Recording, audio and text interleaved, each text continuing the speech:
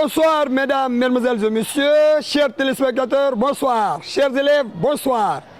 Une fois n'est pas coutume, nous revoilà pour une seconde fois dans l'émission Ma salle de classe. Puisqu'il n'y a pas de planète B, car la planète B trouvée par le monde des humains est à 40 années-lumière de nous, et sachant bien qu'une année-lumière est de 9461 milliards de kilomètres, préservons notre planète. Et quant à Kavi, nous avons un plan B. Par manque de planète B, nous avons un plan B. Ce qui vous permettra et permettra à vos enfants de mieux cerner leurs leçons en mathématiques, en physique et en chimie. Et ce soir, nous allons détailler dans les plus brefs coins la notion de PGCD, ce qui permettra aux uns et aux autres de maîtriser les 4 méthodes qui nous permettront de calculer le PGCD. Mais pour aller dans les entrailles de la chose, suivez-moi s'il vous plaît.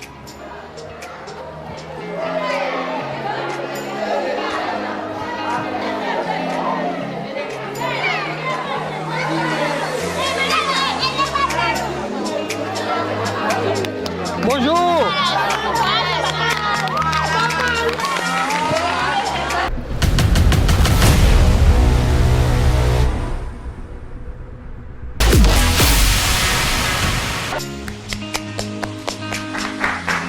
Chers élèves, bonjour.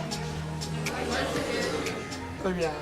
Vous êtes dans votre émission Ma salle de classe. Je n'ai pas entendu. Vous êtes dans votre émission Ma salle de classe.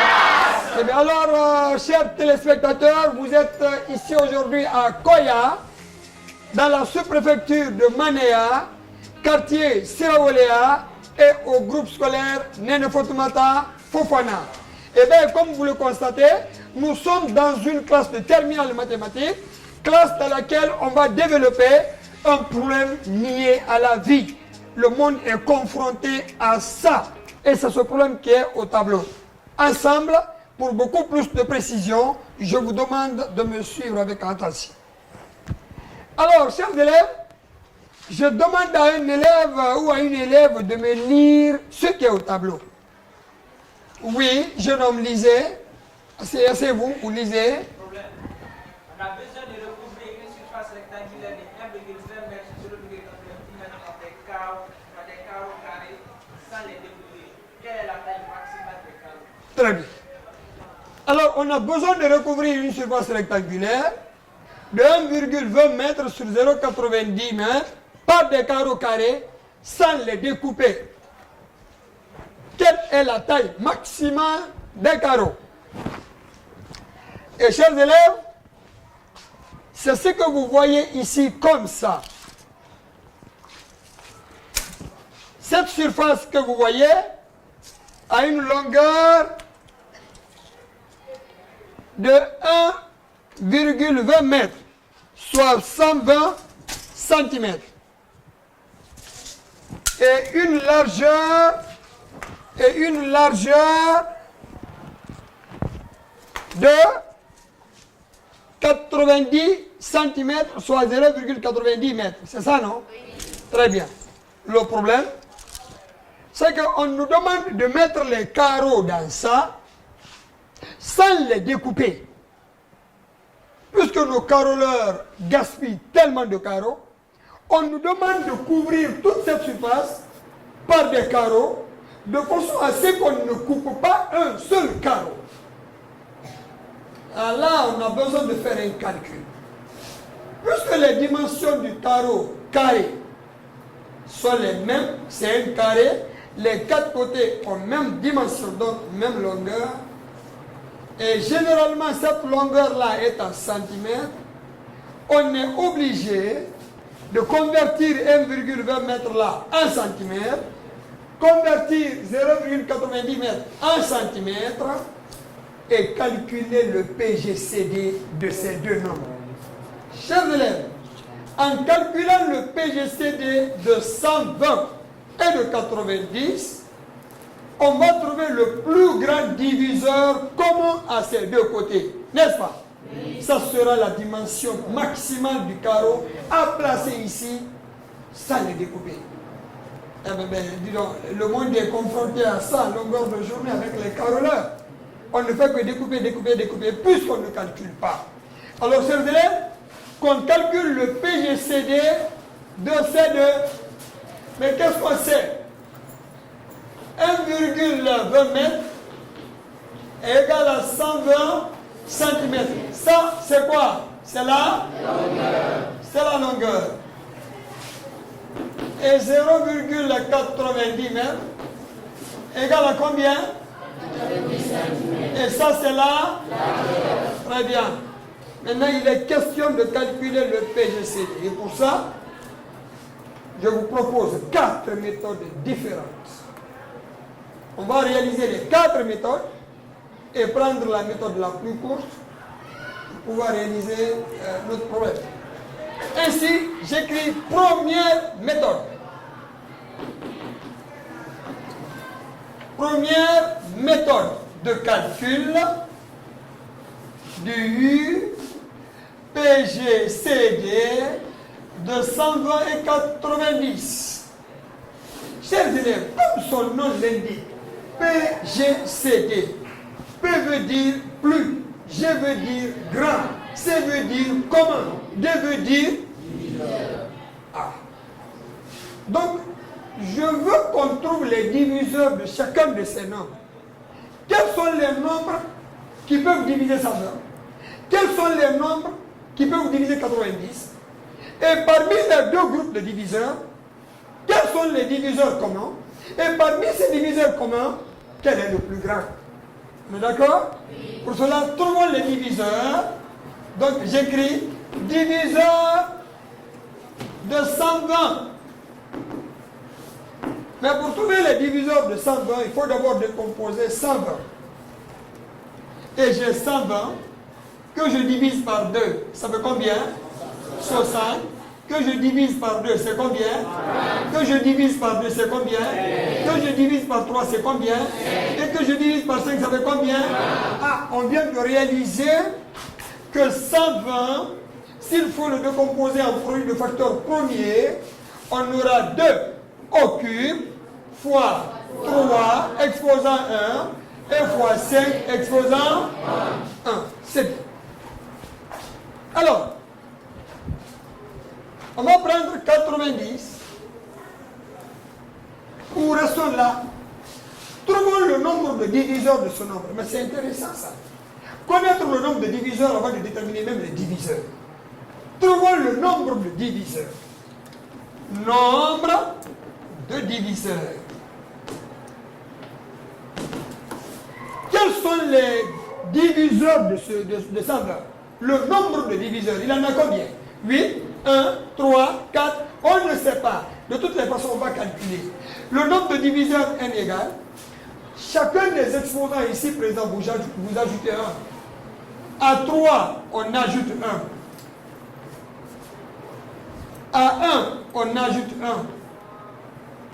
On multiplie par 1, on ajoute 1.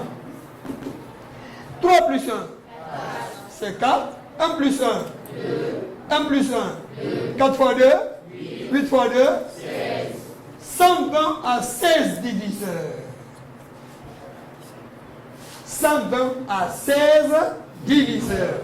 Maintenant, il est question de déterminer les 16 diviseurs. Comment on va déterminer les 16 diviseurs? C'est d'aller à ces exposants-là. Donc, je vais dire les diviseurs. Les diviseurs. Je prends 2. Je passe d'exposant 0 à l'exposant 3. Donc, 2 exposant 0, 2 exposant 1, 2 exposant 2, 2 exposant 3 fois. C'est que dès qu'on arrive à l'exposant qui est là, on arrête. 3 exposant 0, 3 exposant 1, 5 exposant 0 et 5. Mais tout nombre différent de 0 à la puissance 0 égale à 1. Par conséquent, ici, on a 1. Là, on a 2. On a 4. Et on a 8. Ici, on a 1. On a 3. Et là, on a 1. Et on a 5. C'est ça, non? Oui. Très bien. On continue. Maintenant, quand on prend ça, on multiplie par tout ça. 1, 3. Avec 1 là, multiplié par 1 et 3, c'est 1, 3. 2, 6. C'est ça, non? 4, 12. 4, 12. Et 8. Très bien. Qu'il faut multiplier par 1, 5. C'est bon? Je prends 1 aussi. Ça fait 1, 5. Je prends 3. 3. 3, 15. Je prends 2. 2, 10. Je prends 6. 6, 30. Je prends 4. 4, 20. Je prends 12. 12. Je prends 8. 8, 40. Et je prends 24. 24 combien? Chef de l'école, on va compter. Comptons ensemble. Allez, aidez-moi. 1, 2, 3, 4, 5, 6, 7, 8, 9, 10, 11, 12, 13, 14, 15, 16. C'est imprévisible. C'est ça, non? Oui. Donc, 120 a combien de diviseurs? 16 diviseurs. Voici les 16 diviseurs. Je vais prendre 90. Les diviseurs de 90. Pour trouver les diviseurs d'un nombre, on le décompose en produit de facteur premier. Et si je prends 90 que je divise par 2, c'est combien? Et comme ce nombre-là n'est plus pair, on ne peut que le diviser par 3, non? Allez, par 3, ça fait combien? 15. Et par 3, ça fait combien? 5. Et par 5, ça fait combien? Alors, 90. S'il faut le décomposer en produit de facteur premier, c'est 2 exposant 1, 3 exposant 2 et 5 exposant la même chose. On va trouver le nombre de diviseurs. Le nombre de diviseurs. À ces exposants-là, on ajoute un et on les multiplie entre eux. J'ai 1, j'ajoute 1. Multiplié par 2, j'ajoute 1. Multiplié par 1, j'ajoute 1. 1 plus 1 fois 2 plus 1 fois 1 plus 1. 2 fois 3, 6 fois 2. Aïe.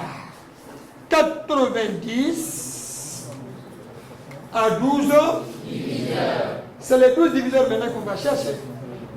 Donc, les diviseurs de 90 égale. Qu'est-ce que je fais?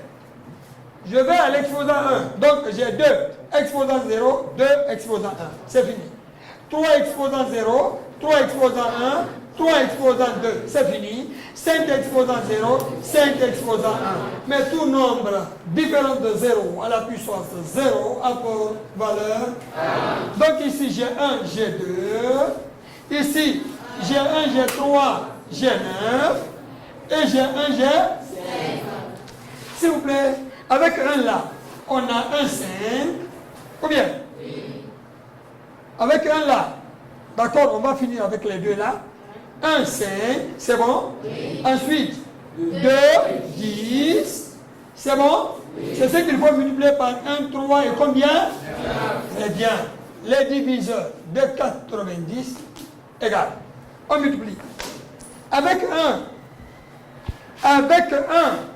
on a 1, 3, 9.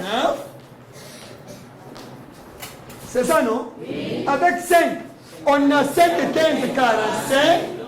5 et 15, 45. Avec 2, on a 2, 6, 18.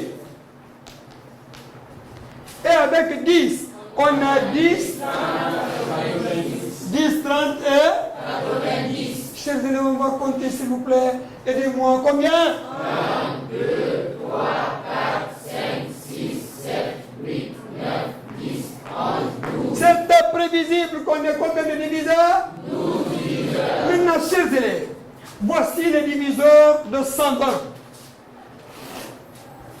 On va essayer de mettre ça en couleur.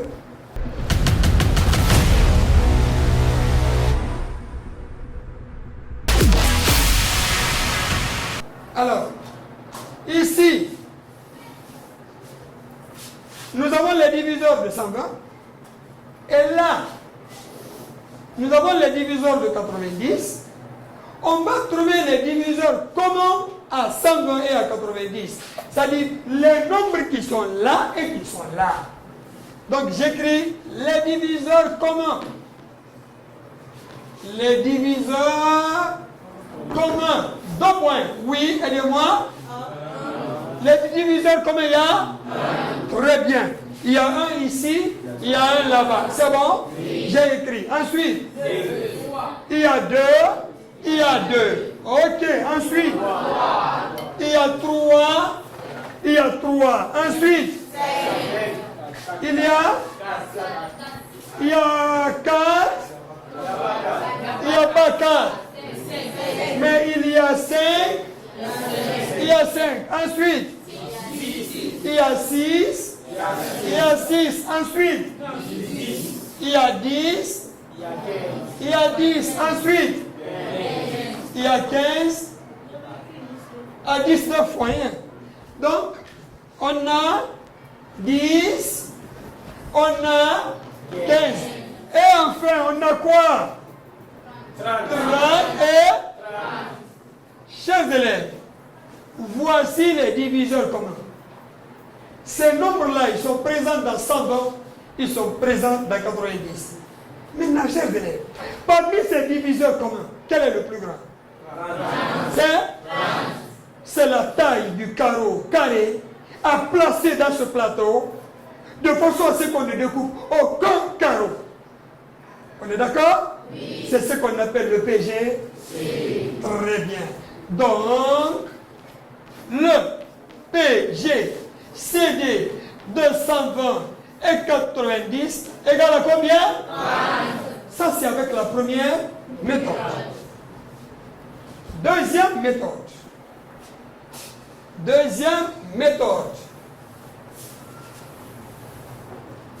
deuxième méthode,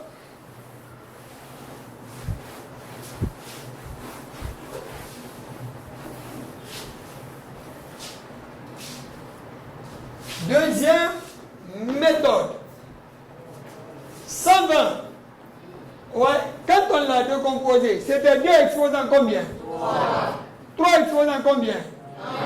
5 exposants combien?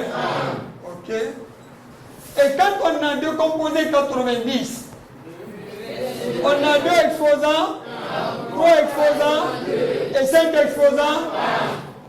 Très bien. Vous savez ce qu'on appelle PGCD? C'est le nombre qui est présent. Ici, il est présent là, mais avec le plus petit exposant. 2 est là, 2 est là. Mais là où il y a le plus petit exposant, on prend ça. Donc le PGCD 220, 90 égale. Je crois qu'il y a 2 ici. Hein. Oui. Il y a 2 ici. Hein. Oui. Où est-ce qu'il a le plus petit exposant? Alors j'écris 2 exposants 1. Il y a 3 ici. Hein. Oui. Il y a 3. Hein. Où est-ce qu'il a le plus petit exposant? C'est 3 exposants 1. 5 exposants 1, 5 exposants 1, puisque l'exposant est le même, on écrit ça. C'est bon? Oui. Et tout nombre à la puissance sont égales à ce nombre. Oui. Allez, ça c'est combien? 2. Et combien? 3. Et combien? 5. 2 fois 3. 6. Et 6 fois 5? 30. Le même 30 est retrouvé. On est d'accord? Oui. Troisième méthode de calcul.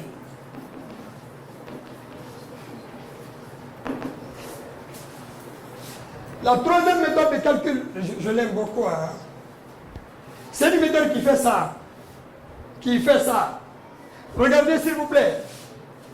J'écris PGCD 120 et 90. Très bien. Entre 120 et 90, qu'est-ce qui est plus petit? 90. On l'écrit. Le plus petit, on l'écrit. Et on l'enlève dans le plus grand. Le plus petit, on le recopie. Et on vient, on le retranche du plus grand. Donc j'écris, cela est égal à PGCD, puisque 90 se trouve par là. J'écris 90 et j'enlève 90 dans 120. C'est combien? Et je continue. À cette fois-ci, quel est le nombre le plus petit? Je le recopie. Le plus petit, on le recopie toujours. Nous avons le PGCD. J'écris 30 et je l'enlève de l'autre. Mais il est dit, avant même de l'enlever, on peut le multiplier, que cela ne change rien. Qu'on peut le multiplier avant de le soustraire. Ici, tel est le cas. Je vais multiplier ça par 3. Et 30 fois 3, c'est combien? 90. Si on enlève 90 à 90, ça fait combien? 0. Et vous savez ce qu'on appelle le PGCD? C'est le nombre qui est à côté de 0 qui est le PGCD. Et ici, quel est le nombre qui est à côté de 0? 30. Et on a quel résultat encore? 30. Par 3 méthodes de calcul, nous avons toujours 30. on continue. Quatrième méthode.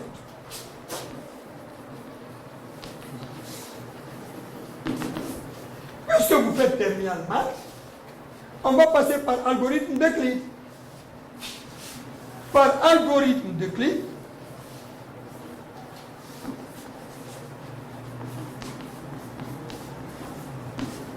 on a. Qu'est-ce qu'on fait? On fait la division. C'est de prendre 120 et le diviser par 90. On essaie une fois, moins 90, ça fait combien? 30. Ensuite, on prend 90, qu'on divise par 30. On essaie 3 fois, moins 90, c'est 0. Et c'est quoi le PGCD? C'est le dernier restant non nul. Et quel est le dernier restant non nul? Encore 30. Donc, le PGCD, 120, 90, égale à combien? Alors, chers élèves, si on nous demande de couvrir ça par des carreaux, sans découper, mais qu'on utilise le carreau de dimension vraiment maximale, on ne peut acheter que le carreau dont chaque côté mesure combien? 30 centimes. Et chers élèves, on a fait l'expérience. Devant vous, vous avez des carreaux. Ça, c'est des carreaux de 6 cm. C'est des carreaux de 6 cm. Vous voyez, non? C'est des carreaux de 10 cm. Pourquoi des carreaux de 6? Oui, 6 aussi est là, comme diviseur commun. Donc, ça veut dire quoi? On peut utiliser des carreaux de 1 cm de côté, de 2 cm de côté, de 3 cm de côté, s'ils n'avaient pas précisé ça. Mais à partir du moment où ils ont dit quelle est la taille maximale, on ne peut pas prendre 1, 2, 3, 4, 5, 6, on ne peut prendre combien? Que 30, c'est ça, non? Mais chers élèves, s'il vous plaît, en utilisant chacun des nombres là, dans les diviseurs communs là, on peut couvrir tout ça, hein? C'est ce qu'on va essayer. Chers élèves, on va commencer par 6. Puisqu'il y a 6, il y a 6, on va couvrir. On va couvrir. Voilà. Une fille et un garçon pour couvrir. Venez, couvrez. Oui. Voilà, couvrez. Juste pour la zone là. Bien, vous allez voir.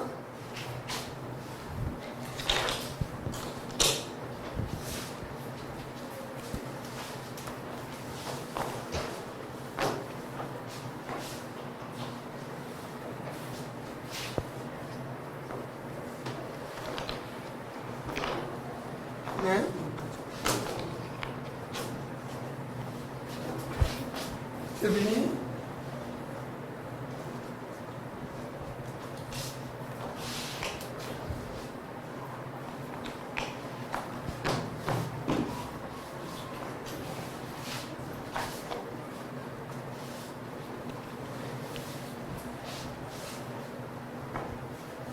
Voilà.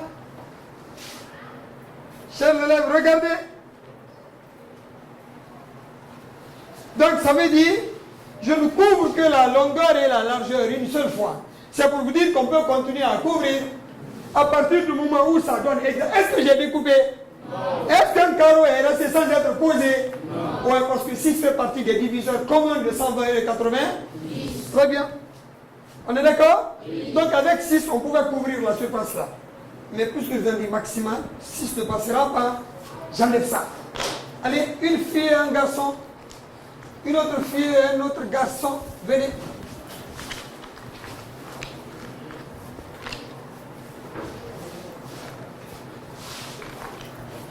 Vous allez prendre les carreaux de dimension 10. Prenez les carreaux de dimension 10. Regardez.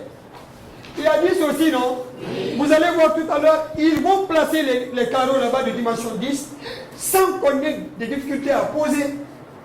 Il n'y aura pas de jour, il n'y aura pas de trou, et puis tout va être posé. C'est bien ça. Vas-y. Si les caroleurs pouvaient maîtriser ça, ils auraient utilisé judicieusement les carreaux déjà. Voilà, c'est bon. Regardez, chers élèves. Regardez. Là aussi, on a classé sans découper. Plus que 10. Et le diviseur de 120 et le 80. Très bien, mais avec le mot maximal, on ne va pas poser des carreaux de 10 cm. On est d'accord? Oui. S'il vous plaît, une autre fille, un autre garçon.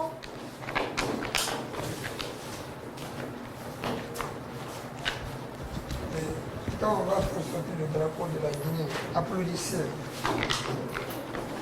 Non, c'est pas ça. Les rouges.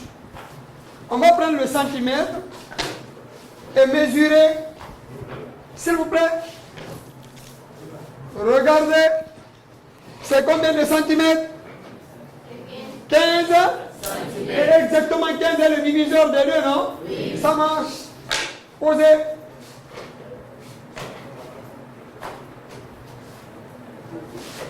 Bravo, madame. Chers élèves, regardez. On a pu placer les carreaux de dimension 15 sans découper. Mais puisque dans le problème de la vraie vie, ils ont exigé à ce que la taille soit maximale, des carreaux de 15 cm ne passeront pas devant des carreaux de 30 cm. Je retire ça. Je retire ça. Chers élèves, notre PGCD, c'est combien? C'est le plus grand diviseur commun de 120 et de 80? 10. Ok. Allez, je pose. Ça, c'est des carreaux de 30. Regardez, s'il vous plaît. C'est des carreaux de 30. C'est bon? Oui.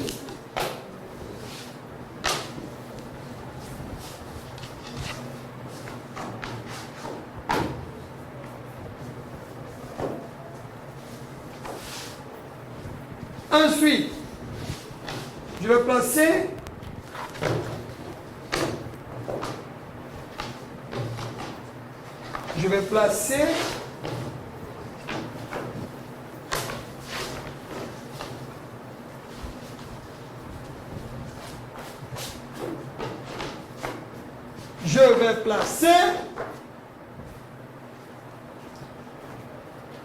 chers élèves, notre drapeau.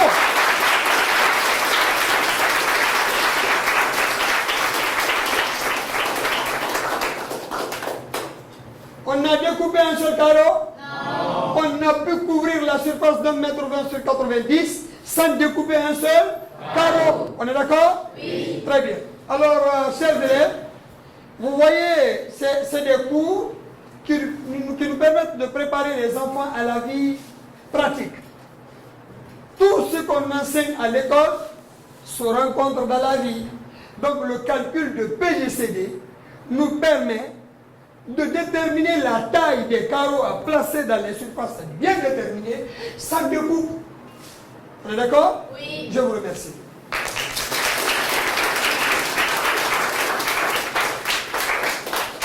Bien.